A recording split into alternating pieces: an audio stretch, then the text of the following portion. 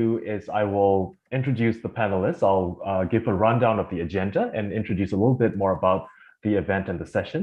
And we will go straight into the presentations from our panelists, and then we'll have some time for Q&A. So what will be happening is we have three panelists.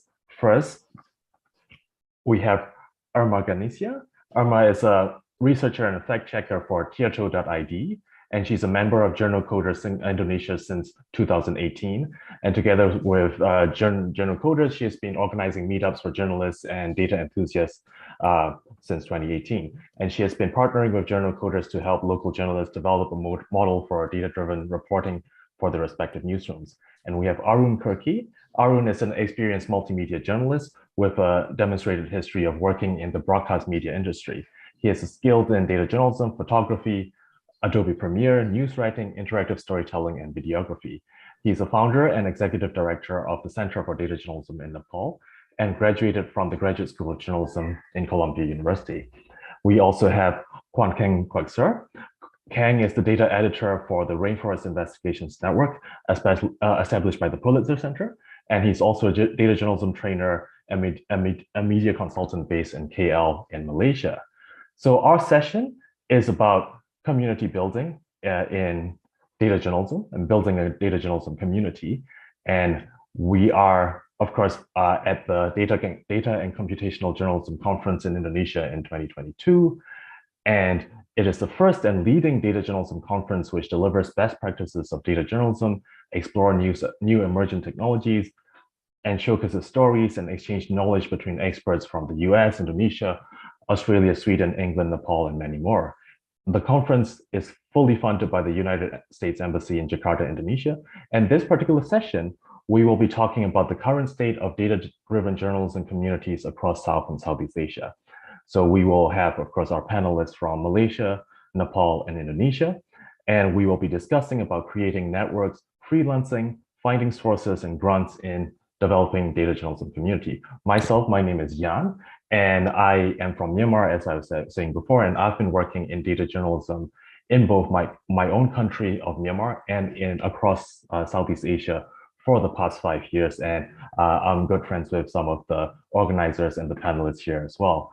So our order of activities will be first, Irma will be presenting for 15 minutes, and then Arun, and then Keng. So I think we can start off with Irma's presentation. Irma, do you have your presentation ready? Yeah, you can take the floor. Oh, and for the guests who are coming in, if you need interpretation, there's a button on your Zoom with a little globe. And if you click on that, you'll be getting direct interpretation from our excellent interpreter, Defani, who is also on this call. So Irma, yeah, please take it away. Thank you, Jan. And good afternoon, everyone. My name is Irma Garnesia, and I will present to you today about Journocoders Indonesia. And actually, this is very funny. I do not mean to have myself in here, but Agnia made me promise not to take this out. So yeah, Journocoders Indonesia for community by community. So back in 2018, when I was still really just a beginner in everything, and there was this data journalism meetups back then, where Agnia is actually really just started. She went back from the UK from her study, and she wants to build a data journalism community in Indonesia because of these reasons: lack of awareness about the importance in data in reporting, lack of skills, knowledge, and it was very new at that time, and many of the journalists just flocking with Journocoders, and we really learned at that time how to scrape, how to use Excel, how to begin incorporating data to your stories. And it just began on monthly basis. We do not stop. We are somehow addicted to the meetups. And then we also started monthly offline workshops and hybrid webinar, which were organized by only Agnia.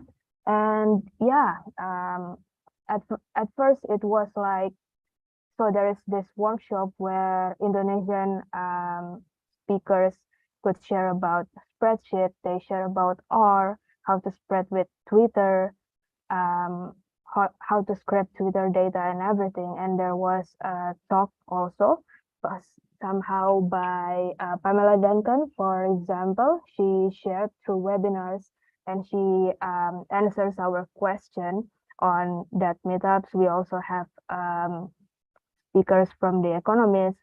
They shared a lot their experiences on how to build data on their newsroom and how to use data in a story. And yeah, along the way, we have 6 people voluntarily organized the monthly meetups, and at the moment we have over 1.3 thousand people registered for our meetups, and they keep coming back to our meetups every month. So back then we were still doing offline meetups, but since the pandemic, we are doing the online, and we are just keep doing it online until now.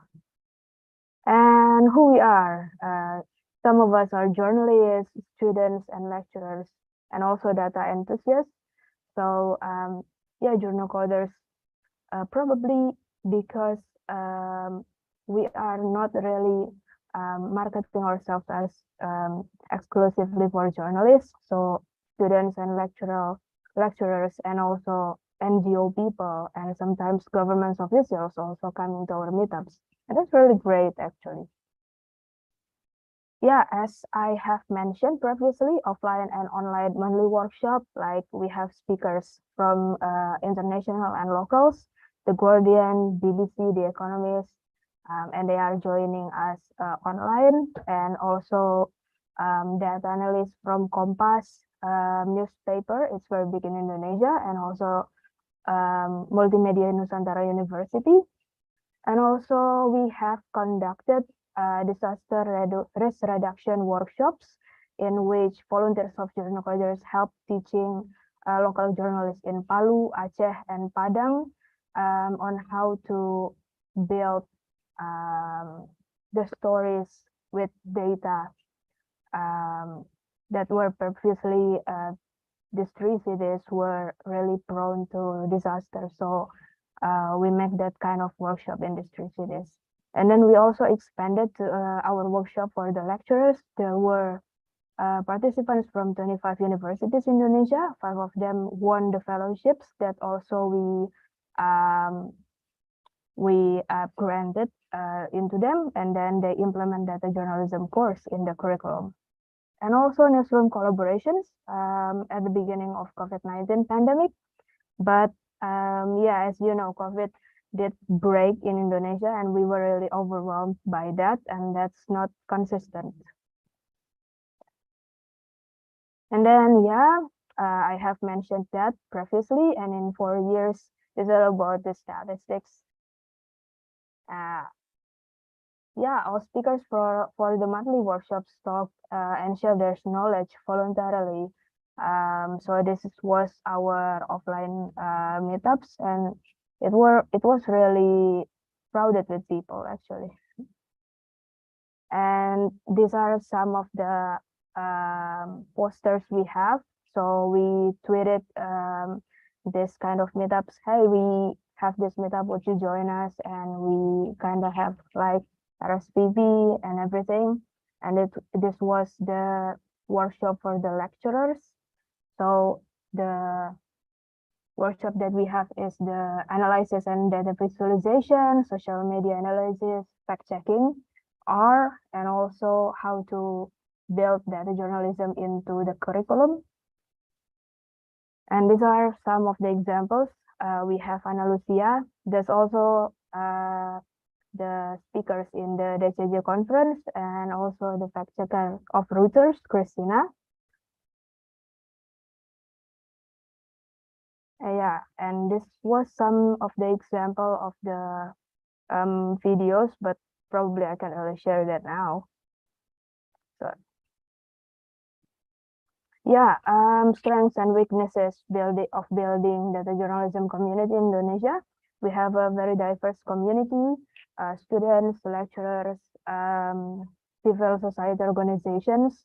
We have diverse connection that only just started from 1% until the 6%, and they kind of just keep the word of mouth. Hey, do you want to speak in our community? Do you have something in mind that you want to talk in the meetups or something? Do you want us to teach in your class or something? And we have so many ideas for collaboration. For example, reporting COVID together and have this embedded visualization of COVID spreads that can be embedded into newsroom's website. That's very interesting. But also the weaknesses is some of collaboration is not consistent. Like in COVID, for example, we just stopped because we were really overwhelmed and we have other jobs, obviously. And what I see is that we keep marketing this data journalism for the media, but not enough newsroom in Indonesia already have like teams dedicated for data journalism. And that also kind of makes me concerned because we also doing workshop for students, university students, but they don't have the room for expanding it in the media. So that's kind of like still a problem. And yeah, what's next is that I hope obviously to also collaborate with Arun here and with Jan as well and with Keng. I really hope that we could make something together, we build something together, and we have more workshops or everything, more sharing experience. And yeah, if you wanna join Journocoders meetup, you can find the link here. Later, I will also share this presentation. If you wanna follow Journocoders on Twitter or Instagram, or if you wanna join our WhatsApp group, you can contact me later for that. Thank you very much. I stop from here. Thank you so much, Irma. I'm such a big fan of Journocoders Indonesia because I think it's the largest data journalism learning community in our region. And I'm really amazed at all the people who are joining for all your sessions. And throughout the pandemic, you guys have been continuing as well. So thank you, Irma. So next up, we have Arun from the Center for Data Journalism Nepal. Arun, if you're ready, please feel free to. I'm ready, and can I share my screen? Of course. Thank you. Okay.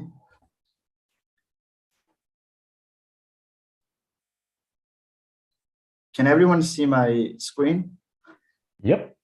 Okay. Cool. So let me switch into full screen. All right. Is it still visible?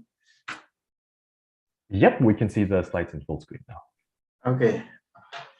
So thanks for giving me this opportunity to speak on, how to build community of data journalism in South Asia and Southeast Asia. But I'm going to here speak only about, in our local case. So this is the picture as you see, the journalist standing, in front of that flex. So this is the recent workshop of from Nepal. So it was about climate investigations using open source intelligence tools and data. So this was a workshop where 15 journalists participated, 15 local journalists from different media outlets participated in this workshop. So which was supported by OCRI, that stands for Open Climate Reporting Initiative, which is a cross-border collaboration with CIJ UK.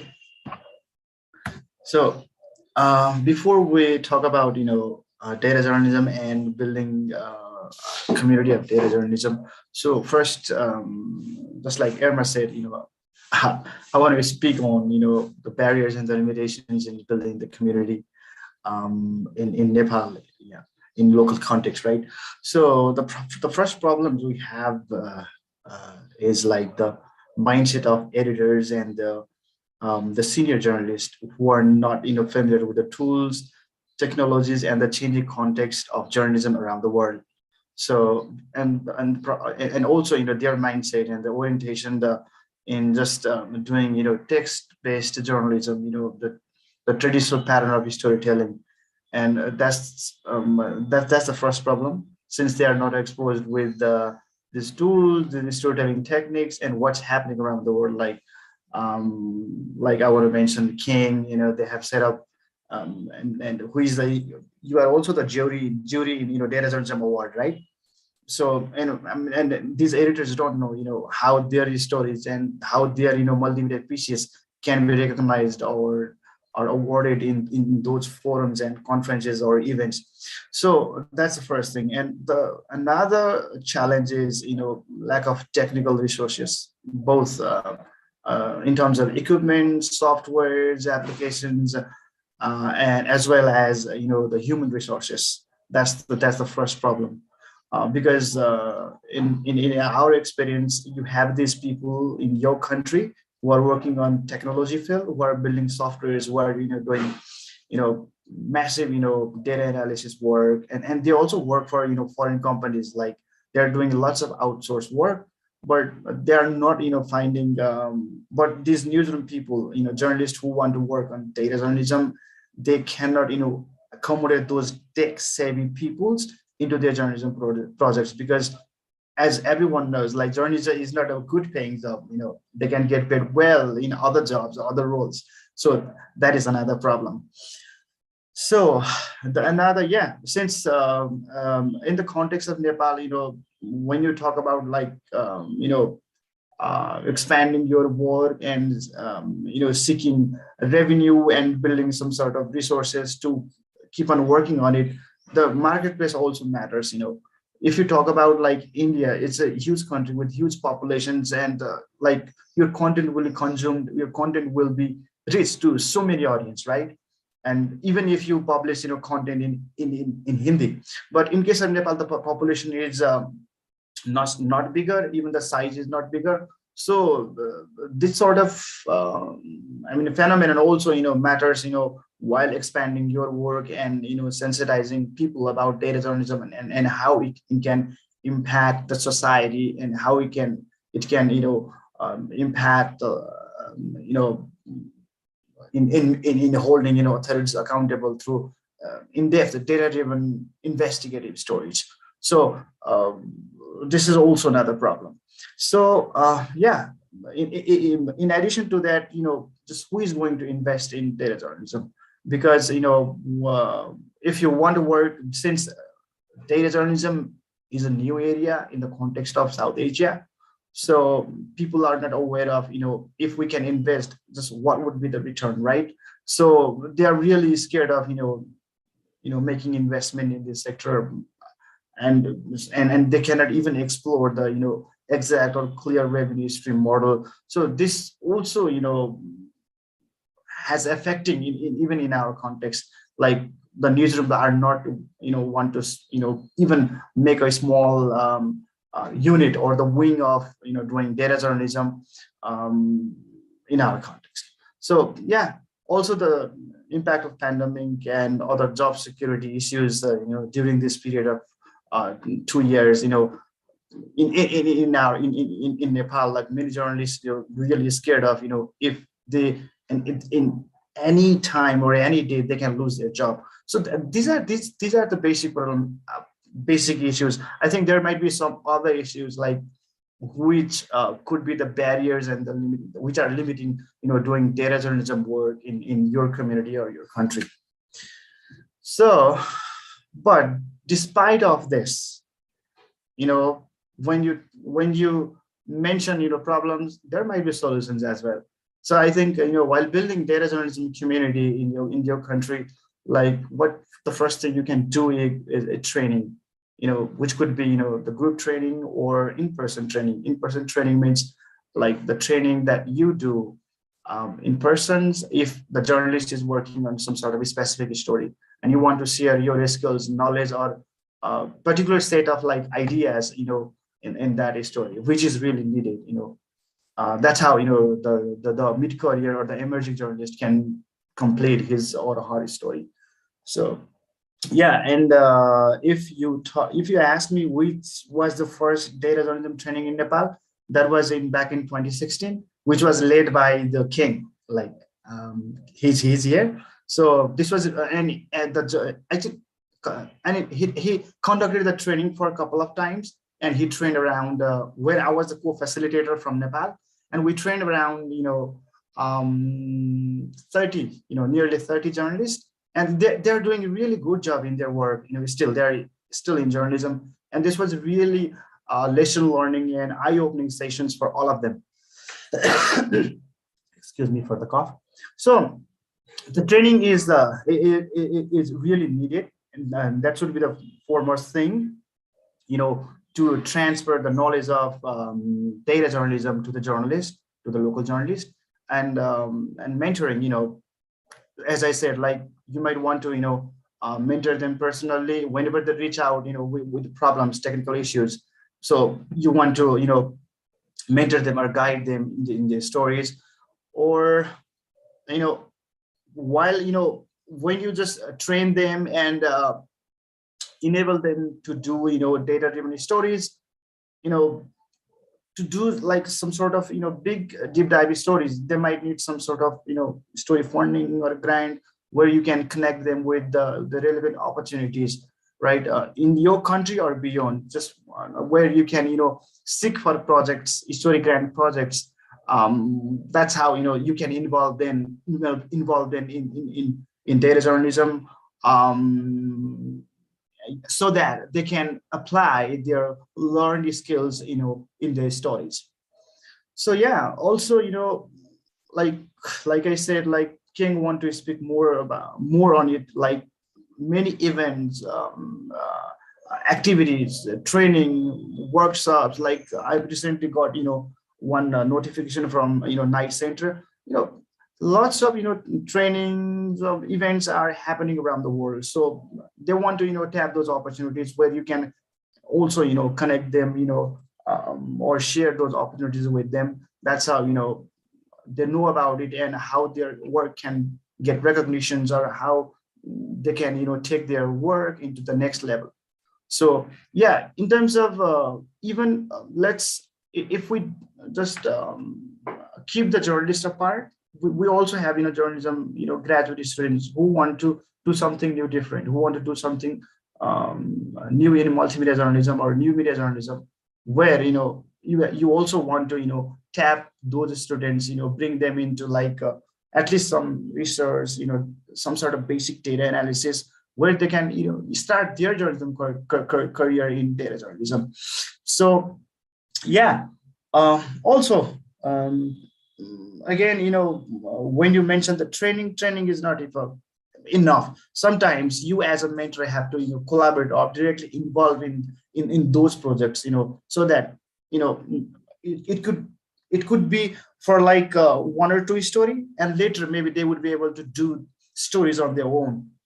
And then like Irma also stress that just you also have to market your stories, do marketing of your stories on social medias or within your network, that you are doing this. Otherwise, the institutions who want to fund your work or who are interested to learn or read your work, they may not know what you have been doing. So marketing is also important. That's these are the points, how you can build the community of data enthusiast journalists in your country.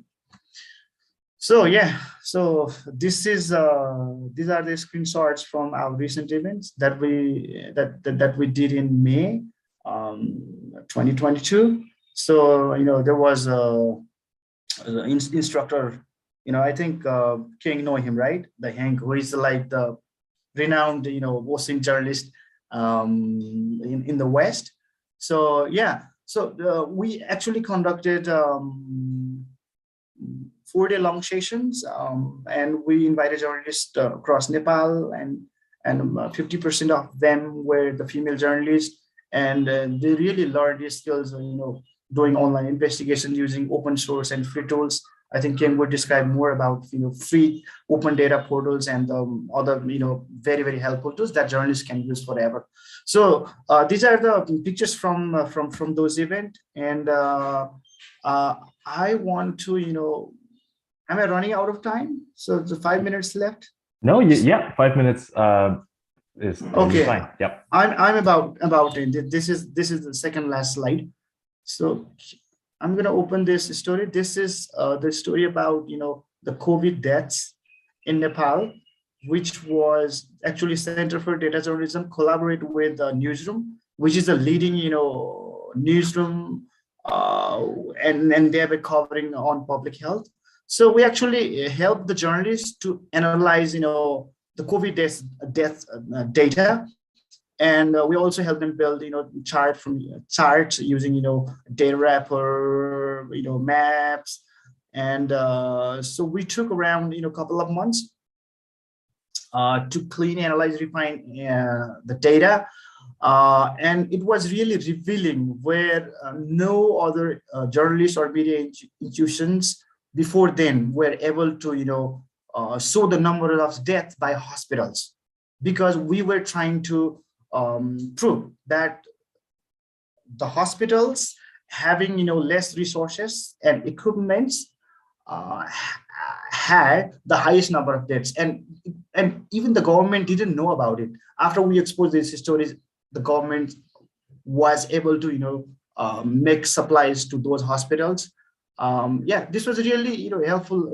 Even this helped government to counteract the COVID last year, and we did also couple of 2-day long online workshop, and we trained around 30 journalists who were covering health, and 4 journalists were able to produce data-driven stories. And this is one of the stories from our fellow.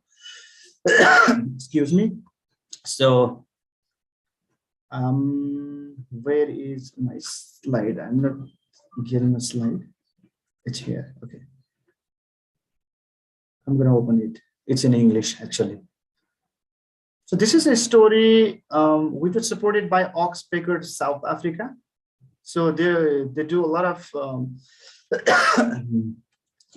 projects related to environmental crime and wildlife crime. So we got the support from them, and we did a story with a Nepali reporter. Excuse me, guys. So we actually did the mapping of sand mining across Nepal. So which was actually received from the FOIA, and the journalist was able to uncover the locations of the sand mining, which was not done before by any media institution in Nepal. And this also this story also created a national debate in Nepal. Even the Supreme Court of Nepal actually released a verdict regarding the investigations of these illegal sand minings in Nepal after the publication of this story. So finally, let me cut short my presentation. So I have the last slide, bridging the gaps of tools and knowledge among data enthusiast journalists. Yeah, again, free mentoring. So you want to tell journalists, like, these are the tools that have been introduced recently, and these are the updates that you can get. So, I mean, whether it's in the format of newsletters or whether like the personal communications, you want to keep them, updated.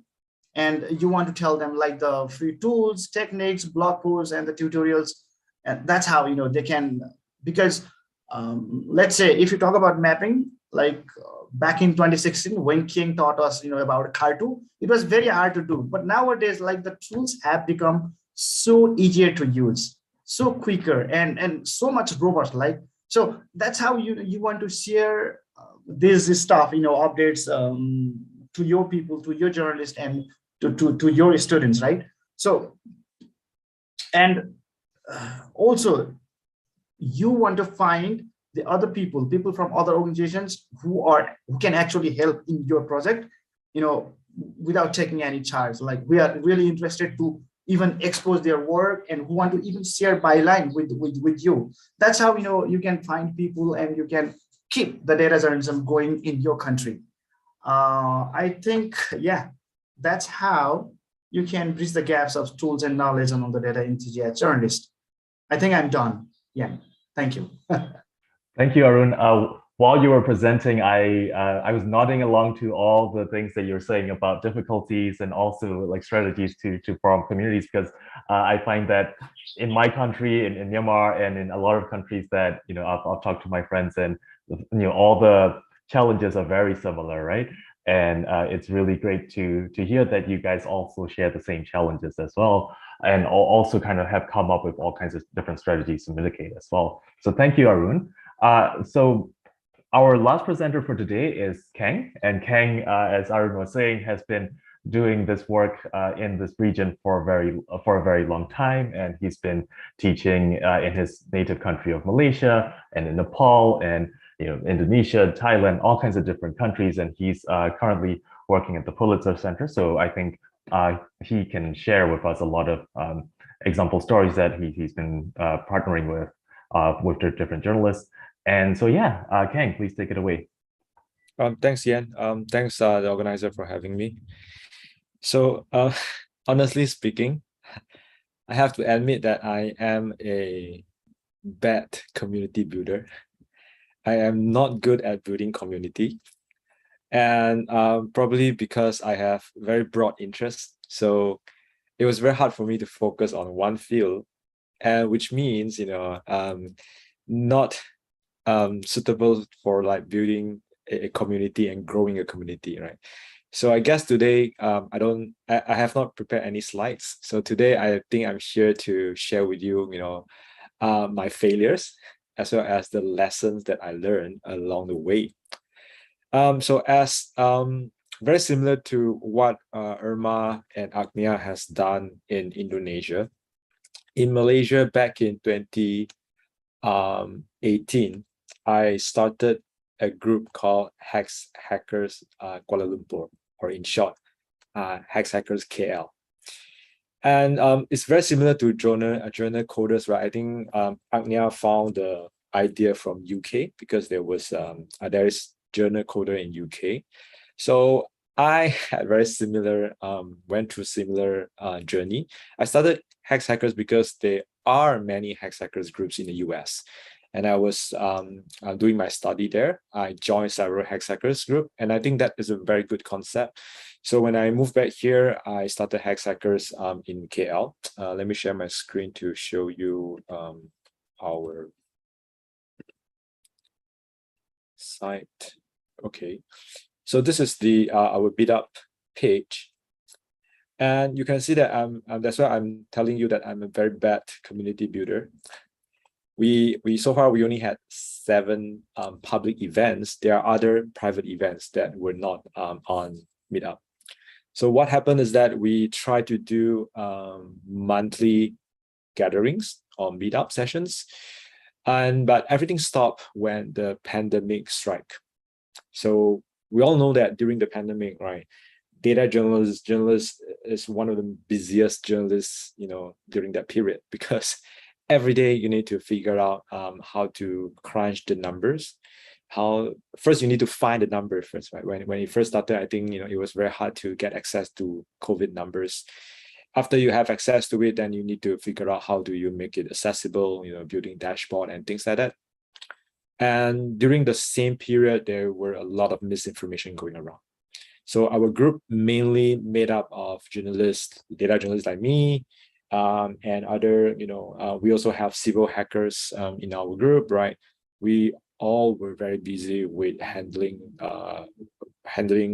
issues due to the pandemic, and that stopped. So Meetup KL, the KL Hackers KL stopped. Until now, we are still considering whether we should restart it, because we are now facing another wave of cases. So we are still considering that. But after seeing what Journocoder Indonesia has done, it really gives me the motivation to restart things again. So that brings me to the second topic that I want to touch today, is that don't just look at your domestic community in your country. I think regional community is already there, And it is very, important for us to work together. For example, I know probably everyone here except Irma. Irma is a new friend that we met, but I know Agnia, who started Journocoder in Indonesia. We had also Hackers Singapore, right? Which is also very active, much more active than Hackers KL. We also have similar organization in the Philippines, in Thailand as well. If not organization groups, we have individuals. Of course, we have people like Yen in Singapore, right? So I remember that I did one meetup together with Hackers Singapore. So what we did was we get someone from Hackers to present their reporting, and we get someone from KL to present their reporting, and we do live streaming. I mean, in person in both countries, but the exchange was done through video call. So I think that is another thing that we can do together, right? We don't always have to go and find speakers from the West. Of course, there are more resources and more talents in those countries, but if we just look at our neighboring countries, there are also quite a number of talents here that we can talk to. So don't forget about regional. Then the other one is that when we started Hackers KL, we don't limit it to journalists, because we know that data journalism is not about journalists. It is about I would say, a open data ecosystem. You need to have access to open data. Then only you can do good data journalism. And we know that in this region, access to data is always a problem. So in order to overcome that barrier, I think there are two stakeholders that we need to engage. One is those civil hackers, right? Developers, programmers, data scientists who work with private firms, private companies, but they're interested, to contribute their knowledge, their experience in, civil issues, public issues. I think we need to engage with those people. They are the ones who are able to help us to crack more difficult data issues, access to data and things like that. And the second one is the government departments.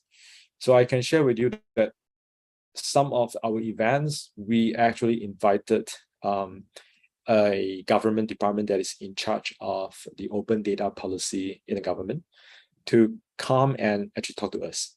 We had a very good workshop and dialogue with them. We share with them what we want as a community, and they share with us what are their concerns. Why can't they give us data? And if they give us data, what do they expect from us? So, we built that understanding, and this became a annual event. We did it, I think, 3 times before the pandemic. So every year it became like an annual thing. Every year, the government department will actually come to engage us to say that, hey, we want to do this again. Can we do that again? And we also work with tech companies. This is actually the office of Google Malaysia. So they are also very supportive of doing data journalism and opening up the building the ecosystem of open data. So I think these are all the stakeholders that are able to help us, right? We keep talking about the lack of resources, the lack of talents, right? So in this case, I think we can't just work in silo. We need to work with different players, the different stakeholders in the whole ecosystem. Let me just show you. So at first, I still remember that when we started, right, our first event, it was less than 20 people. But just before the pandemic in 2020, we managed to have, every time we had over 50, easily 50 to 60. And we have to cap that number because Google Office is not big enough. So definitely, right, there is interest, and there are people who want to get involved, get engaged in this space, not necessarily journalists, but they don't have that space. And I think, from our experience, like Agnia and I, our experience in the US and the UK, in those countries, with those community desks, right? I think we can play a role of, getting people together and build this community, right? It's not, again, I have to stress, it's not about community of data journalists, but a community of data ecosystem, I call that, data or information ecosystem, right? The other thing is that if you want to, many of us mentioned about newsrooms are not interested, media organizations don't put resources to train to grow their own data journalists or their data journalism capacity, right? Again, my lesson is that you need a poster boy. So what I mean that is, from Malaysia, we have Malaysia Kini, and they have this news lab, Malaysia Kini News Lab. So what happened was that when I came back to when I moved back from US to Malaysia, I started to do data journalism training in this region. Malaysia Kini is one of the earliest that I supported to build their data journalism capacity.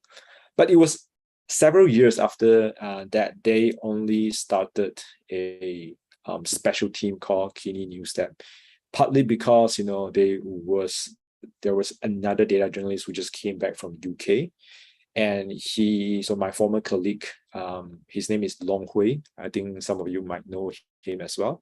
He then started this Kini News Lab within Malaysia Kini, and produced a lot of visual driven, data driven, interactive storytelling. And this is like a game changer in Malaysia. And when other organizations that look at this, they all say that, oh, I want to do something like this. But if I did not build Hexhackers, if I did not started my own company doing training, and you had this kind of demand coming out, where are they going to find someone to do the training, and to consult with and to support them? So I think both sides, the supply and the demand, have to be there. You can't just wait for the demand to come and only you build the supply. So I think my lesson tells me that I'm quite lucky, because I started developing syllabus, workshops, engaging with Google News Initiative to do training. And when this happened, when this Kini News Lab happened, and the other newsrooms started to have interest in data journalism, I was able to provide those kind of support to them. And from here, we now have the Star, which is one of the biggest English media organization in Malaysia. They now have a special session called Star Plus. So basically, these are some of the journalists who attended the very early training by me, and now they form a team and they started to do a lot of interactive storytelling. Some using data, some not so much, right? But it's something that they have been experimenting for the past few years. And the next positive development in Malaysia is that now even our national news agency, Bernama, they started Garasi. In Malay Garasi, but in English it means garage. It's like, again, a lab concept, right? Laboratory concept. They started this team, I think, last year during the pandemic, and they wanted to do data journalism. So this is one of their first stories about stunted children in Malaysia, which is actually really, really good. I'll share the links in the chat box after I finish my presentation. And they use the data to look at stunting rate in Malaysia. I can show you that it's quite bad if you compare to the world trend. You can see this. This is a very scary chart. The world stunting prevalence rate is actually dropping. But you look at Malaysia. Malaysia is increasing since 2009. And it doesn't make sense, like, Malaysia is supposed to be, we are like, not developing country, but, almost reaching the state of developed countries, but we still have this problem. And they have two series. The second series, they look at, is it because of childcare centers? Because childcare centers, most of them are unregulated in Malaysia. So in this data story, they don't just look at the problem, they also look at what are the causes of the problem. It's a very good data-driven story produced by a new data team. This is their first story. All right. Then moving forward, right, I think looking at Malaysia, like the journey that we have gone through, right, from not many people know about what is data journalism. Until now, we have all the main newsrooms setting up their own data unit. In the past 1 or 2 years, also, I observed that there are more and more requests from journalism school, as well as students, journalism students, to ask me to talk to them about data journalism. So we are now seeing, right, their interest from the mass comm, J school side. So I think slowly, right, the ecosystem is becoming more and more comprehensive, right? We have existing newsrooms doing it. We have the open data community coming out, right? We also have students trying to get involved. So I think now it is really the time for us to do more, getting more resources to invest in this area. And talking about investment, right? I think there are several things that we can do, and they are already there, right? One of them, of course, is Google News Initiative. They have been doing and funding data journalism workshops in this region. There are also other, I want to show you, Internews is also very active in this region. So Yan can talk more about Internews. I think he did this Mekong journalist fellowships last year, focusing on using data journalism to investigate issues about natural resources in the Mekong basin. Right. So this initiative is fully funded by Internews under the EU. We have, of course, just now I mentioned the Google News Initiative. And just to introduce to all of you here is that if you are looking for grant to do data journalism projects, the Pulitzer Center, which I joined last year, we also provide grants for data journalism projects. And it is not, there's no geography limitation. You know, journalists from all countries are able to apply, right? So it's open to United States and abroad. And we do have grantees that got funding all the way from Thailand and India, right? So these are some of the resources. So I think, you know, yes, we talked a lot about the challenges, but I think after the pandemic, because of, you know, the pandemic, because of COVID-19, data journalism has started to really, you know, get more attention in this region.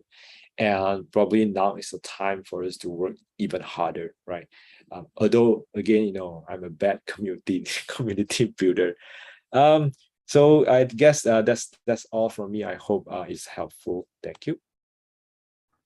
Thank you so much, Keng. And Keng is being really humble here. He's been developing community for data journalism from the moment he graduated from university. I know because I interviewed him.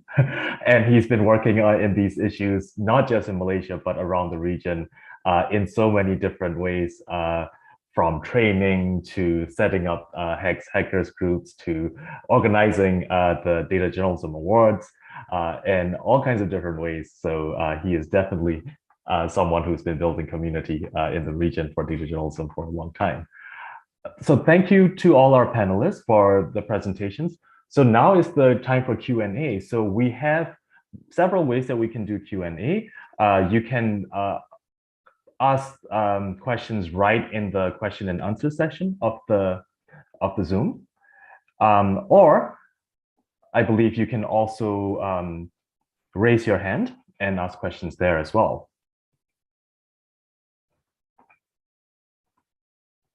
So if there are questions coming in, we would like to take questions directly from the audience first, but if not, I also have lots of questions that I would love to ask our panelists.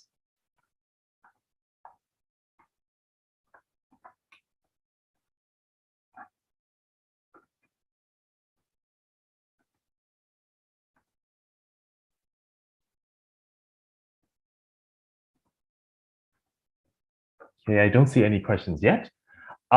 So I would like to ask, oh yeah, we got some questions now.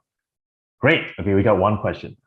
how important is it for editors in the newsrooms to acquire the same skill set as data journalists? Very good question. I would love to hear from all three of you guys about because there's always the tension, as I think Arun was saying, how you have old school editors who might not know the skills, right? Who might not know the importance. And then, every time we do trainings, there's all a question of, do we target the younger journalists who are the most enthusiastic to learn, or do we target the older ones who are the movers and shakers in the newsrooms, right?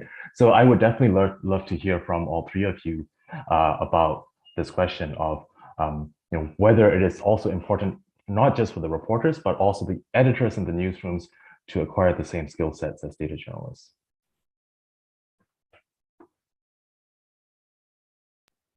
Maybe Arun, we can start with you. Okay, no problem. Thank you. I think that's a really good argument. So in our experience, like after we work with 3 to 5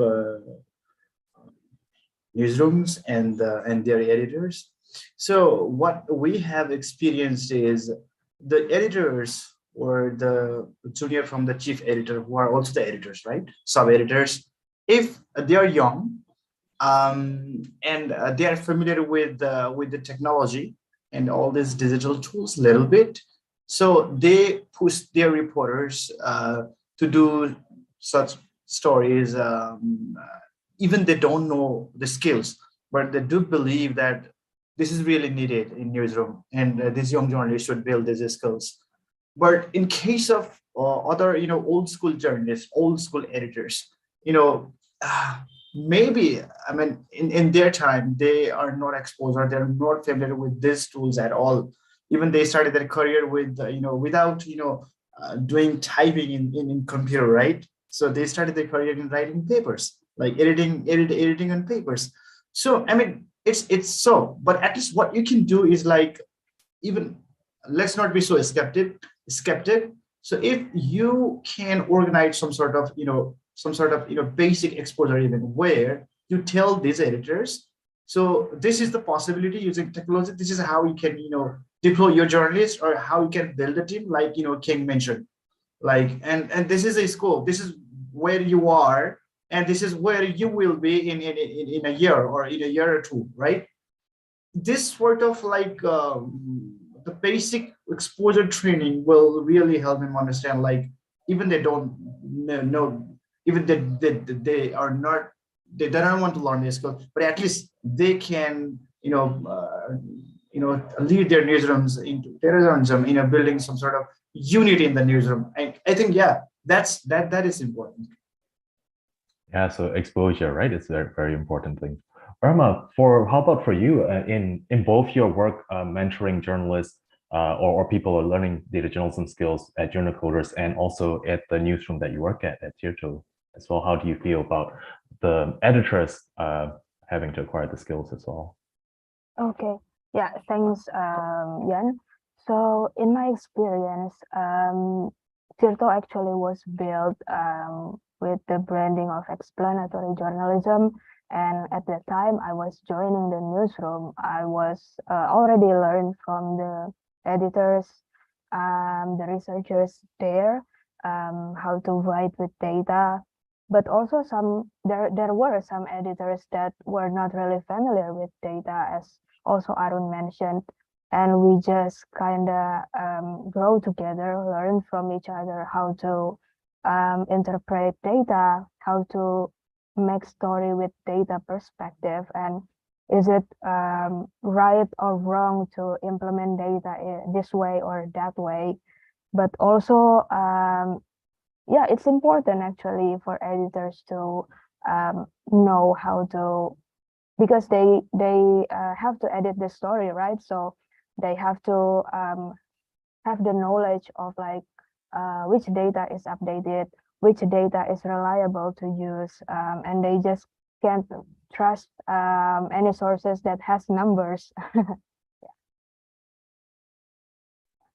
And Yeah. for university, I think, yeah, it's also the new knowledge that Journocoders try to transfer to the lecturers, and also local journalists, because this field is growing and not everyone really know how to, because we are journalists, right? And we have this kind of conservative thinking to avoid math and numbers when we are writing. So that's not really the case now, I guess. Yeah, thanks, Irma. Yeah, Keng, in your experience? Yeah. Just want to add on that probably some advice for data journalists is that your role is very different in the newsroom compared to the traditional reporters, because you are dealing with editors and your colleagues who might not know about data journalism a lot, right? So imagine I keep thinking, like, when I started as a journalist, right? I did whatever my editors told me, right? They are like my mentors. They teach me how to do data journalism, right? But after I became more, data driven, it is very different, because then I have to play the role of data journalism advocate in the newsroom as well. So I actually have to, explain to them some of the concepts, best practices behind data journalism, and the do and don'ts, right? How do you apply ethical reporting on data, things like that. And this whole journey, right? It will create a tension between data journalists and editors. I have heard these stories many times, that data journalists told me that they find it very hard to explain to their editors why this chart is better than that chart, why we can't do it this way, we have to do it that way, right? And there are many, we call fancy data journalism out there that try to impress the readers, not with good journalism, but with fancy visualizations, fancy visuals and graphics and things like that. And of course, our editors, right? Most of our editors are very eager to jump on the train of digital transformation. They all realize that we have to transform, yes, but who is the role model, and which is the right pathway to follow, and which one to experiment, and how do you learn from your experiments, right? Those details are difficult. So if you want to do data journalism, right, you will have to not just learn, like we all learn technical skills, knowledge about data and things like that. At the same time, you need very good human skill. I think communication skill within your newsrooms, and talk to your editors about these kind of things. And you are actually some kind of evangelist, right, in your newsrooms. So I think that again, this I want to bring this back to the community building, because so that you don't feel demotivated, you don't give up, right? You need to share this with other data journalists. How do you convince your editors? Which book would you recommend your editors to read? And how did you pitch stories to your editors, right? So data journalists among themselves, they have to keep supporting each other in dealing with all these human issues in the newsroom. And that is very important. So if you are a data journalist, or you want to go down this path, then you better find your community, because you are going to face with a lot of challenges in newsrooms. And those are not issues of trying to get data, trying to make visualizations. No, it's trying to talk to your colleagues, talk to your editors about it. But again, let me just stress that don't get too pessimistic about editors. I know during the pandemic, there are editors, who learn coding, who can now do very good Python coding, some editors in Malaysia. So I was very surprised, and there are a lot of possibilities, right? Just don't give up, and talk to your community, right? Get involved and get support. Yeah. Yeah, thanks, Keng. I totally agree on how much work you have to do, not just like learning all these new skills, but also becoming entrepreneurial and being an evangelist in your own newsroom, right? And that's why, as you say, community is so important, and especially in each of our countries, the communities might be very small. It might just be a few individuals. So reaching out to people in the region who are also building community is so important. We have another question from the audience, and this is about community building together with universities. And I'll ask this question from the audience, and I want to ask a follow-up question about what happens after you go to university, right? So the question here is, how important is it for the community to work together with universities for building the training of students to get more interest in data journalism? So I know, Irma, you guys at Journocoders have partnered with some Indonesian universities, right? And I know, for example, you guys have some lecturers who have adopted curricula, right? So how has that experience been like for you, Irma? Yeah, that's been a really, I would want to say life-changing. But that's kind of true, because we are, as journalists, at the moment, or has many years working, we're just kind of like implementing it in our newsroom, and also seeing how other newsrooms work.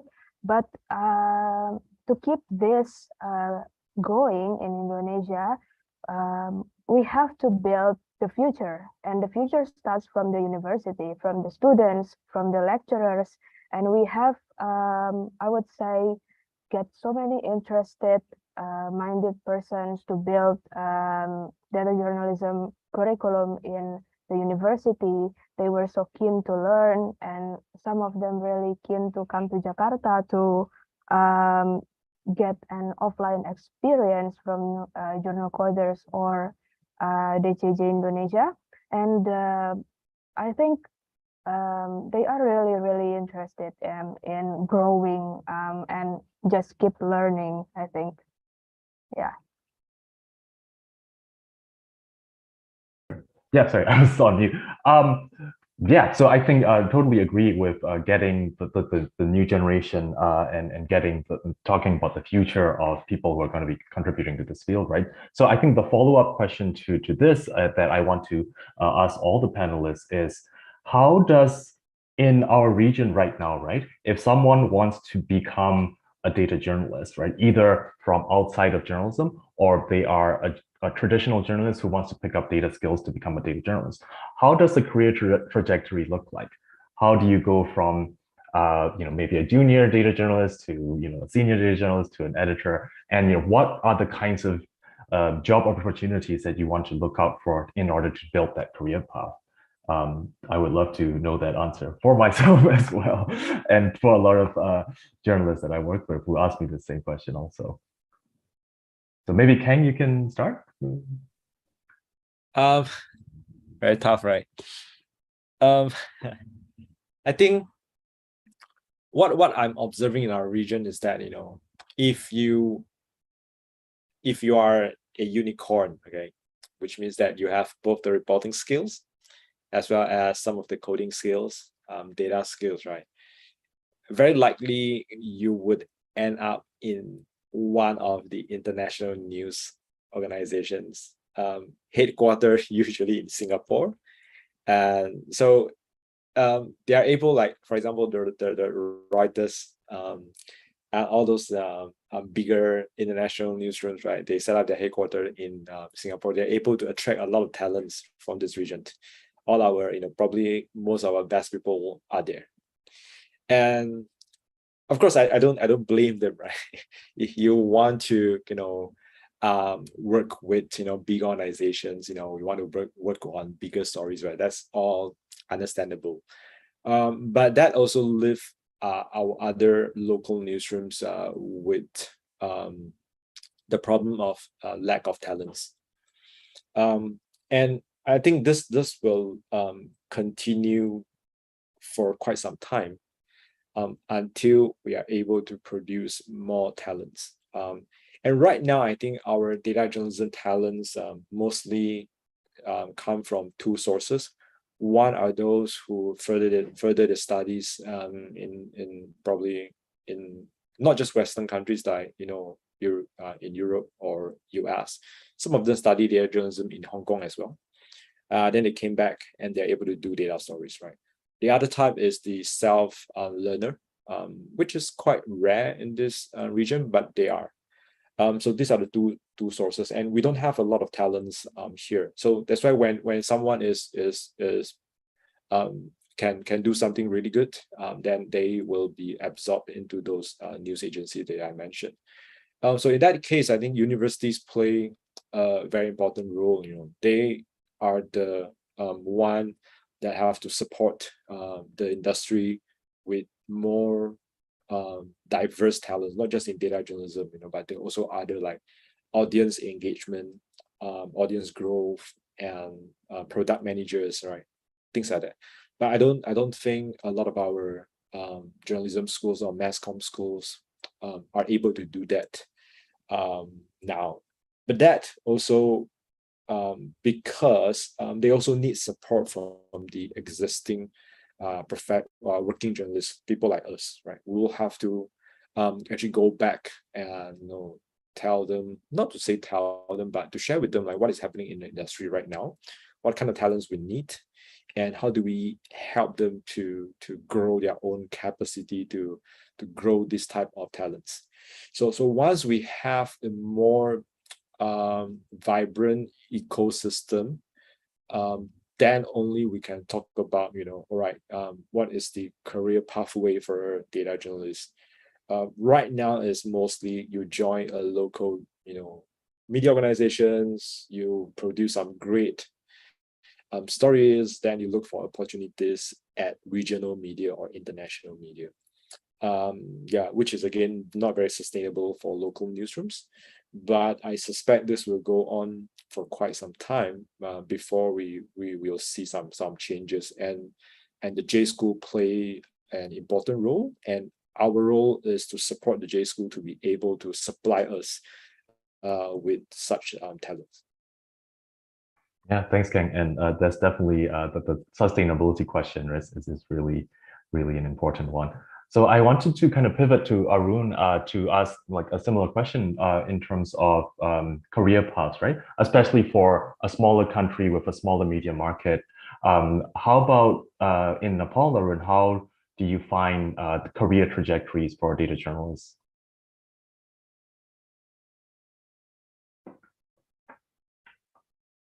Thank you, Ian. So, I want to add something on what, Keng said. So in here, like the talents come, from different ways. So one is, which Keng highlighted, is like self-taught journalist. So who already have skills in reporting, writing, but want to do something in data journalism, or when they want to do investigative reporting, and or they have been doing investigative reporting before. So in that, like in our experience, in that situation, these investigative reporters who have been working in such stories, realize that data is really important in their stories. So in that case, but they are not familiar with analyzing large amount of data with hundreds of thousands of rows. Since when they think of data, it's just like numbers, aggregated numbers, right? So just like Keng said, like there are journalists who build fancy charts with these aggregated numbers, and they want to call themselves data journalists. No, it's not like that. They have to deal with very large amount of data sets, raw data sets, which can take up to months, involving more than one person to analyze and process it, right? So I mean, when you realize its importance and you actually look for people who are able to contribute or who are able to help in your project, that's how that actually I think inspires the journalists to learn data journalism. Now they want to explore on their own. They want to meet people just who can teach them data analysis and teach about a lot of free tools. Even some of my journalists from Nepal, they wanted to do like some sort of data analysis, or they were looking for other collaborators in Malaysia. In that case, Keng helped. I think, yeah, Keng must have helped a couple of one of our journalists who have been covering in migration. He has, actually, introduced with other journalists in Malaysia. That's that's how it should operate. Like, it's all about networking, finding people or finding resources online. Like, that's how you can grow yourself as a data journalist in a country like Nepal, where the market is very low, or you want to seek for opportunities like the study opportunities abroad. Even to get to tap or grab such opportunities, you might want to build your portfolio somehow. You must have done some sort of work before in these areas. Yeah. Thanks, Arun. Yeah, so many ways that we have to kind of collaborate with people who are not journalists per se, but or are part of the ecosystem, as Keng was mentioning. So we have about 5 minutes left. Keng, you've just raised your hand, so let's. Yes. Yeah. Can I just I forgot about one very important point, is that the other career path is actually to join studio that support media organization to produce stories. Like what Yan is doing right now, like his company is TB. There are several other companies. One is called Continentalist, based in Singapore. Another one is called Punch Up, based in Bangkok, right? So these are the organizations that they specialize in the technical sides of data journalism. It's not just data journalism, but sometimes also interactive storytelling. So they help you crunch the data, scrape the data, produce websites, develop websites, and produce good interactive visualizations. But you as journalists, you focus on reporting, and they help you to crunch the numbers and package the story. So this is, I think, another pathway that data journalists can explore, is that if you are more into, you enjoy more the technical side of data journalism. So probably these are some of the organizations you can consider joining, or you can also consider starting your own startup that provides this kind of services. Right now, I can tell you that there are a lot of newsrooms are looking for these kind of services. They are very strong in reporting, in journalism, but they are having problem, developing, for example, microsites, interactive visualizations to, package their storytelling better. So if you're able to, provide this kind of service, the market is actually quite big. And sometimes it is language agnostic, which means that doesn't matter what language is that, whether it's Thai, Indonesian, Malaysian, Singaporean, right? English, Chinese, right? This kind of technical capacity, cut across languages. So there is a huge market for it as well. And another point that I want to raise is that we as a media organization or as a journalist, we need to be open about absorbing talents from other fields, from data scientists, from developers, designers, right? Who want to become a storytellers. We should develop the kind of capacity in our organization, right, to give them the opportunity to become a journalist. So we are able to, blend in more diverse skills, and that is actually good for the development of data journalism or more quality journalism in our newsrooms. Thanks, Keng. Yes, and definitely agree that organizations like Continentalist and Punch Up do amazing work. My company PP doesn't do such amazing work, but we'll be hiring soon if anyone is interested. So yeah, the very important organizations who are just not just newsrooms, but also people who are focused on the technical and design aspects.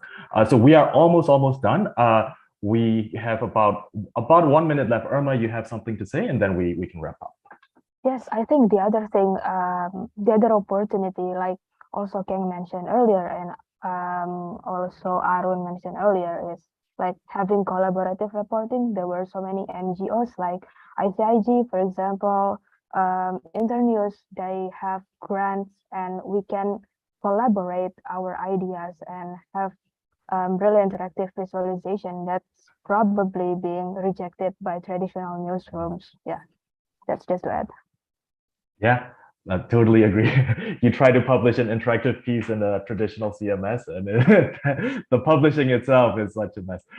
Thank you so much to all our panelists and to all our audience members who've been asking all these questions, and to our wonderful translator, Dafani, and of course to the organizers of the conference and to the US Embassy in Jakarta for helping with the funds for this. And thank you so much. I learned a lot, and I'm sure all the people who are tuning in also learned a lot from all of you guys and all your combined experiences. So thank you so much. It's been a wonderful